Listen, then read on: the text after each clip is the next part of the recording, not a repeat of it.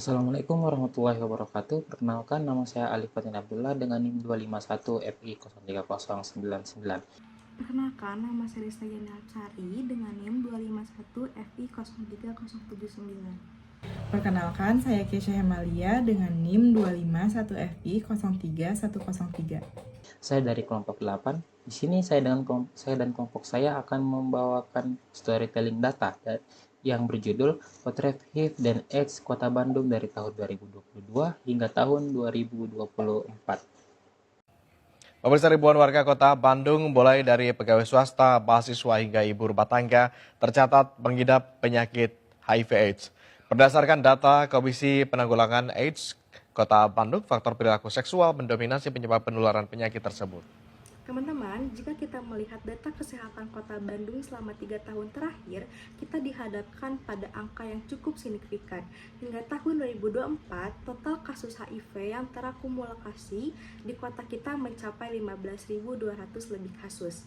Ini adalah jumlah yang besar bagi sebuah kota yang menunjukkan bahwa tantangan kesehatan ini nyata dan ada di sekitar kita. Mari kita perhatikan dinamika pertumbuhannya pada tahun 2023. Kita sempat melihat lonjakan kasus baru HIV yang mencapai puncaknya di angka 1.820 kasus. Namun, memasuki tahun 2024, kasus tersebut baru menunjukkan tren yang mulai stabil, bahkan sedikit menurun ke angka 1.650 kasus. Namun, ada hal yang perlu diwaspadai pada grafik AIDS. Berbeda dengan HIV yang mulai melandai, tren kasus AIDS justru menunjukkan kenaikan yang konsisten dari tahun 2022 hingga mencapai 3.400 lebih kasus pada tahun 2024. Hal ini mengindikasikan adanya fenomena gunung es, di mana banyak orang baru terdeteksi setelah kondisi kesehatannya menurun drastis. Dari data dashboard ini juga mengungkapkan profil siapa saja yang paling banyak berdampak. Yang pertama ada berdasarkan jenis kelamin. Mayoritas penderita adalah laki-laki dengan persentase mencapai 70%, sementara perempuan berada di angka 30%. Lalu yang kedua ada berdasarkan kelompok umur. Ini paling kritis, sebesar 90% kasus baru ditemukan pada usia produktif. Rinciannya, 55% berada di usia 25 sampai 49 tahun dan 35% di usia 20 hingga 24 tahun. Terakhir, faktor resikonya itu penyebab utama penularan masih didominasi oleh hubungan seksual tidak aman. Lalu disusul dengan penggunaan jarum suntik bersama dan penularan dari ibu ke anak. Yaitu ada penanganan dan kepatuhan terapi. Bagaimana dengan upaya pengobatannya?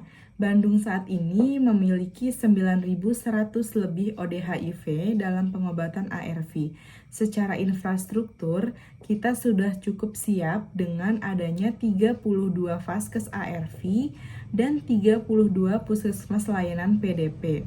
Dan juga lebih dari 65 layanan KTS, yaitu konseling dan tes sukarela.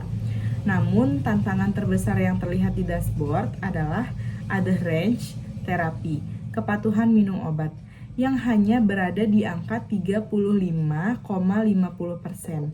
Rendahnya kepatuhan ini menjadi hambatan utama dalam menekan laju virus di masyarakat. Sebaran wilayah dan upaya pencegahan.